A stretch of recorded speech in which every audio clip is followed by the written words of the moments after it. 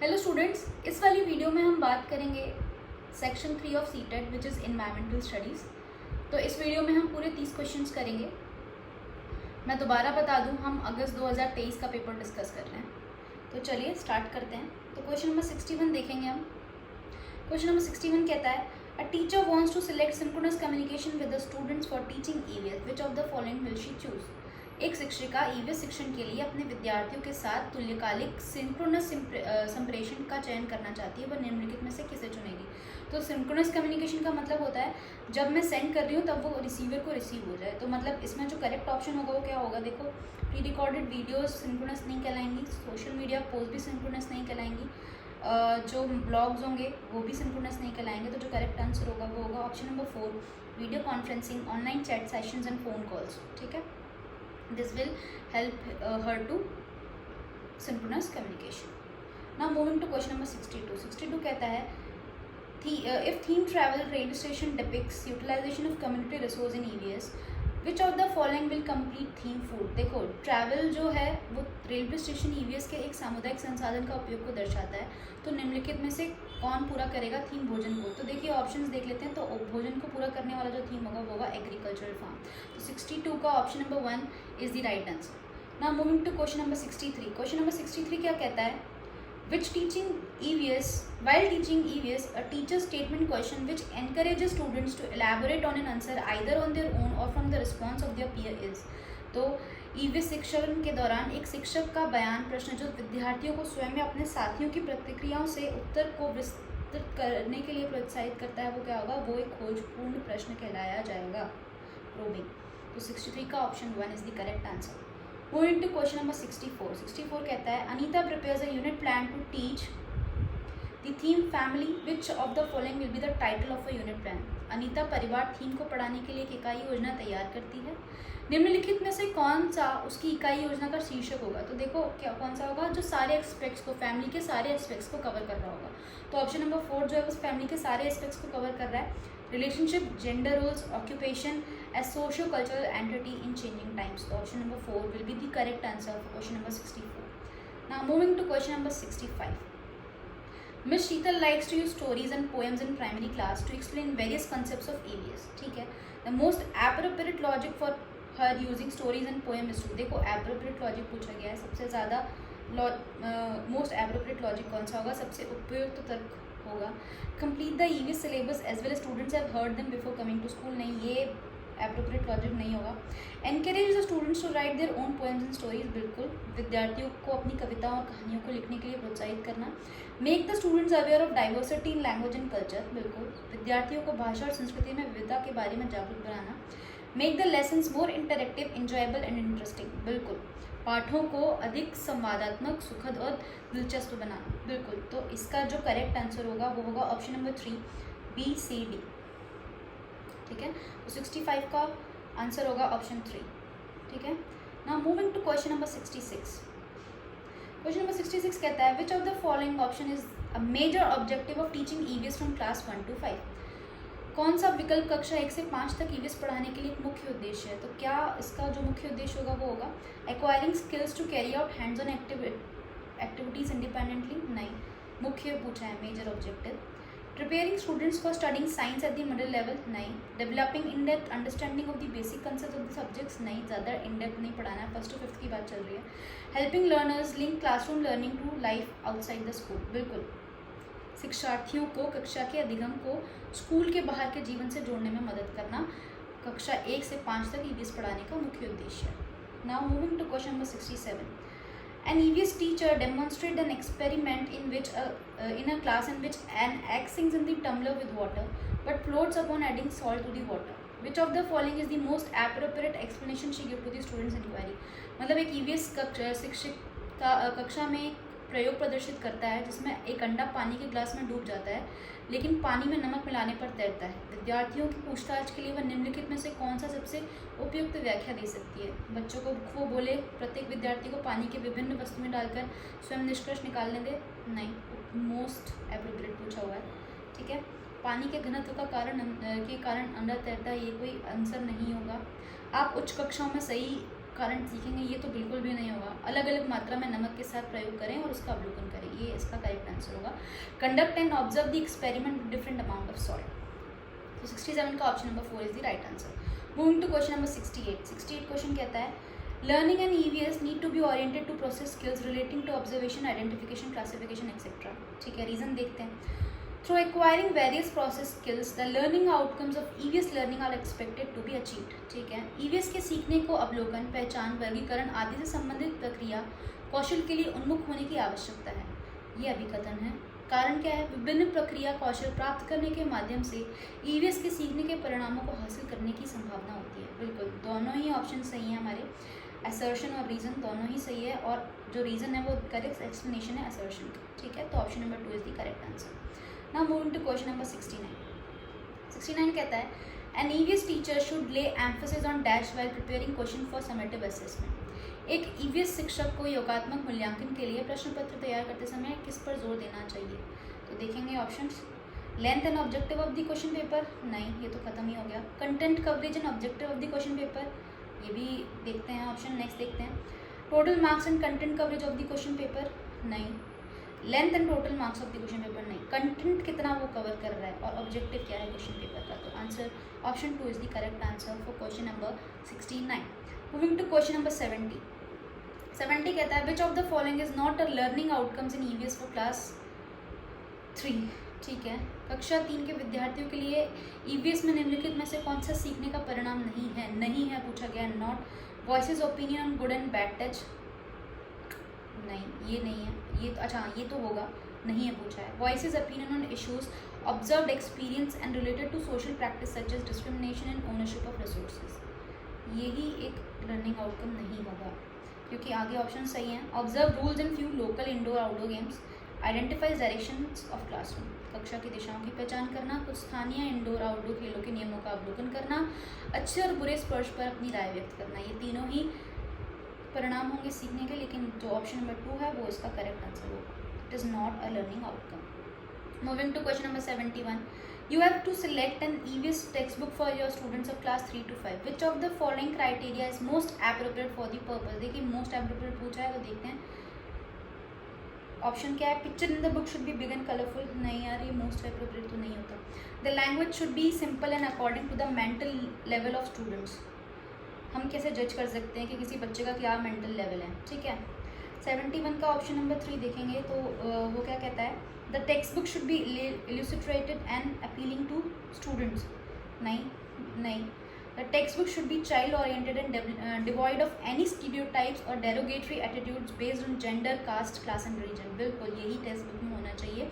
पाठ्य पुस्तक बाल उन्मुख होनी चाहिए तथा लिंग, जाति, वर्ग और धर्म के आधार पर किसी भी रूढ़िवादिता या अपमानजनक व्यवहार से रहित होनी चाहिए, यही आंसर होगा। Now moving to question number 72। अगेन असर्शन और रीजन वाला क्वेश्चन है। एट द प्राइमरी, क्वेश्चन बोल रहा है at the primary level EVS has themes instead of topics. ठीक है, प्राथमिक स्तर पर EVS में विषयों के बजाय थीम है। Reason, theme based EVS learning is easy for teachers and student as compare to topics. विषयों की तुलना में थीम आधारित EVS सीखना शिक्षक और विद्यार्थियों के लिए आसान है। देखो जो इसका करेक्ट आंसर है, देखो ऑप्शंस तो दोनों सही हैं, तो बोथ आर ट्रू, लेकिन जो करेक्ट एक्सप्लेनेशन है वो ये नहीं दे पा रहा है, तो इसका जो करेक्ट आंसर होगा वो 3। A and R are true, but R is not the correct explanation of A. Okay. Now moving to question number 73. 73 कहता है you want to encourage hands-on activities for students of EVS. Which of the following is the most appropriate activity? आप EVS के विद्यार्थियों के लिए व्यवहारिक गतिविधियों को प्रोत्साहित करना चाहते हैं, निम्नलिखित में से कौन सी क्रिया सबसे उपयुक्त है? सबसे उपयुक्त कौन सी होगी? क्या map reading from a globe? नहीं। Collecting coins in different countries? नहीं। Hands on activities. Developing an EVS kit from available material, बिल्कुल यही इसका करेक्ट आंसर होगा। आगे बढ़ने की क्वेश्चन ही नहीं, जरूरत ही नहीं है। तो 73 का option number 3 is the correct answer. अब नेक्स्ट क्वेश्चन क्या है? Formative assessment of EVS is. Formative EVS के लिए रचनात्मक आकलन है, क्या है? असेसमेंट फॉर लर्निंग, हाँ बिल्कुल। असेसमेंट ऑफ लर्निंग, नहीं। Assessment as learning, yes. Assessment about learning, no. जो करेक्ट आंसर होगा वो होगा सीखने के लिए आकलन और अधिगम के रूप में आकलन, तो ऑप्शन विल बी 3। ठीक है, तो option number 3 will be the correct answer for question number 74. Now moving to question number 75. Question number 75 क्या कहता है? Field trips are an effective pedagogical strategy in EVS. EVS में क्षेत्र भ्रमण प्रभावी शिक्षण शास्त्रीय रणनीति है. कारण field trips promote memorisation of object, events and places. क्षेत्र भ्रमण वस्तुओं, घटनाओं, स्थानों की याददाश्त को बढ़ावा देती है. देखिए, मुझे ऐसा लगता है कि ऑप्शन इसका जो करेक्ट आंसर होगा वो ये होगा. देखो, ये तो सही है कि फील्ड ट्रिप क्या करता है, इफेक्टिव पैडागोजिकल स्ट्रैटेजी डेवलप करता है, लेकिन ये मेमोराइजेशन प्रमोट करता है, ये ट्रू नहीं है. तो A is true but R is false. तो 75 का option number 4 is the correct answer. Now moving to question number 76. Question number 76 क्या कहता है? With respect to Gujarat the location of Uttar Pradesh and Andhra Pradesh respectively are. देखो, अगर हम गुजरात की बात करें अगर हमारे मैप में, तो देखो मेरी ड्राइंग पे मत जाना, ठीक है. तो गुजरात इज समवेयर यहाँ पे है, उत्तर प्रदेश और आंध्र प्रदेश अपने यहाँ हो जाएगा. तो हम देखेंगे नॉर्थ, साउथ, ईस्ट, वेस्ट. मिटा के दोबारा लिख देते हैं.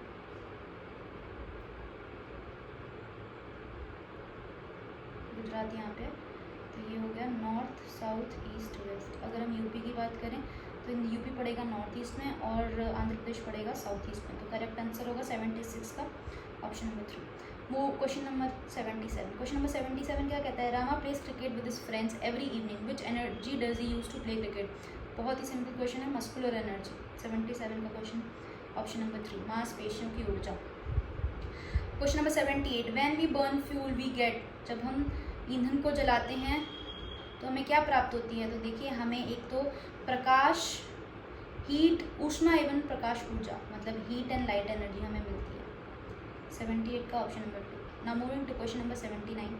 कहता है which one of the following is sticky rice and is common variety of rice in Assam. भाई बिल्कुल, बोरा राइस. इसका जो करेक्ट आंसर होगा बोरा राइस, बोरा चावल. निम्नलिखित में से कौन सी असम में खाए जाने वाले चावलों का एक सामान्य किस्म है जो पकने के बाद चिपचिपे हो जाते हैं? बोरा चावल. ठीक है. Now moving to question number 80. Select from the following the best period of the year of the people of Bihar to start bee keeping programme. मधुमक्खी पालन कार्यक्रम प्रारंभ करने के वर्ष सर्वश्रेष्ठ अवधि चुननी है. तो इसका जो करेक्ट आंसर हो जाएगा वो क्या हो जाएगा? ऑप्शन नंबर 80 का जो करेक्ट आंसर होगा वो होगा October to December. October to December is the correct time for people of Bihar to start bee keeping program. ठीक है, तो 80 का 1. Now moving to 81 question. Question number 81 क्या कहता है? Match the following. मैच करना है. तो क्यूमिन दिया हुआ है, जीरा, सैफरन, केसर, चिलीज, मिर्च और क्लोव लौंग. तो इसमें देखेंगे क्यूमिन, ए ऑप्शन जो होगा वो छोटा होता है परंतु खुशबूदार होता है. तो इसमें ऑप्शन देखेंगे ए का वो या तो ये होगा या होगा सैफरन. अगर हम ये देखेंगे सैफरन, तो सैफरन कहाँ पीले रंग का होता है. ठीक है, केसर. तो option number 2 is the correct answer.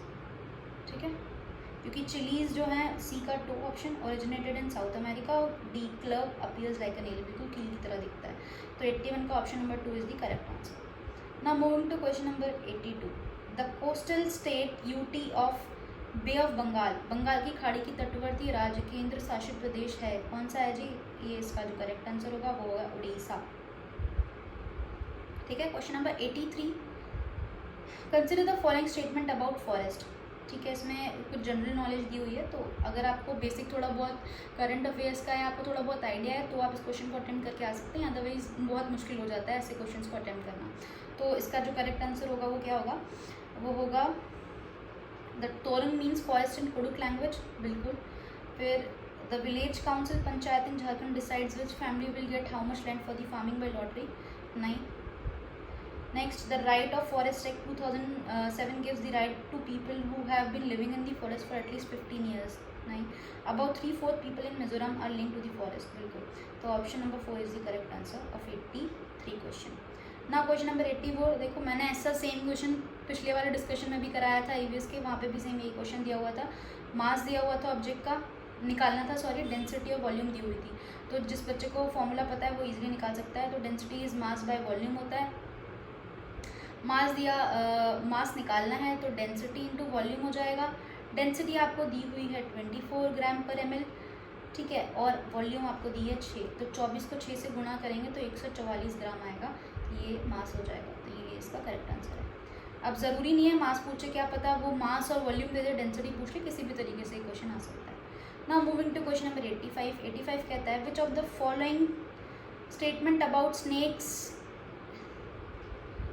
Identify the incorrect is wrong. About snake is wrong, तो देखेंगे they swallow their food whole, नहीं इनकरेक्ट, अच्छा इनकरेक्ट पूछा है, राइट। तो they swallow their food whole, ठीक है। स्नेक्स हैव शार्प टीथ, ठीक है। पॉइजनस स्नेक्स हैव फैंग्स, ठीक है। They chew up their prey, नहीं निगलते हैं भाई। 85 का 4 is the correct answer. Question number 86। कांसा ब्रॉन्ज इज एन अलॉय, एक मिश्र धातु है, जिसे कैसे बनाया जाता है, किस किस को पिघलाकर बनाया जाता है। Bronze is an alloy made by melting the following, which one. 86 का correct answer is tin and copper, tin और कॉपर को पिघला के बनाया जाता है। Now question number 87। Question number 87 क्या कहता है, select the correct statements about elephants from the following, ठीक है। ऑप्शंस देखते हैं। अ 3 month old baby elephant generally ways about 100 kg, ठीक है देखेंगे। An adult elephant can eat more than 200 kg of leaves and twigs in one day, ठीक है देखते हैं। Elephants do not rest very much, they sleep for only 2 hours in a day, correct बोला है, हाँ बिल्कुल 87 का ये तो ऑप्शन मुझे सही लग रहा है। Now elephants like to play with mud and water, ये भी सही है। तो 87 का जो करेक्ट आंसर होगा वो होगा option number 4, C and D is the right statements about elephants. Moving to question number 88। Statement again, in Manali houses are constructed with wood slanting roofs and elevated on strong bamboo pillars, ठीक है। Manali receives a lot of rain and snowfall, तो इसका जो option है वो क्या होगा, A correct है या बी करेक्ट है। तो देखिए बी तो सही है ना, तो बी सही है, लेकिन ए मुझे लग रहा है कि गलत हो सकता है, वुड का थोड़ी बना होगा ना जब बारिश ज़्यादा हो रही है। तो ऑप्शन नंबर 88 का 1 इज़ करेक्ट, ठीक है। A is incorrect and B is correct. Now 89 assertion reason वाला क्वेश्चन है again. On applying pressure gases can be compressed easily, बिल्कुल सही बात है। When we apply pressure to gas, the intermolecular space between the gases particles decrease and it get compressed। हाँ, pressure को दबाव देंगे तो जो इंटरमोलिकुलर स्पेस होता है वो क्या होता है, कंप्रेस हो जाता है, तो डिक्रीज हो जाता है और इजीली कंप्रेस हो जाती है। तो इसके जो दोनों ऑप्शन सही हैं और रीज़न जो है वो करेक्ट एक्सप्लेनेशन है असर्शन का। Now the last question is consider the following main functions of plants to produce and store food, नहीं ये नहीं होगा। To give strength and support to the plant, बिल्कुल। Transport water and minerals from roots to the other part of the plant, ये भी सही है। तो जो इसका करेक्ट आंसर होगा वो क्या होगा, option number 1, only B and C, ठीक है। तो मैंने पूरे 30 क्वेश्चंस कवर करा दिए हैं। आई होप आपको मेरी वीडियो अच्छी लगी हो। अगर आपको मेरी वीडियो अच्छी लगी हो तो आप मेरे चैनल को सब्सक्राइब करना ना भूलें और इस वीडियो को जितना हो सके उतना लाइक और शेयर करिए ताकि अदर स्टूडेंट्स को भी बेनिफिट मिल सके। Thank you. आगे की आने वाली वीडियोस के लिए please stay tuned. Thank you so much.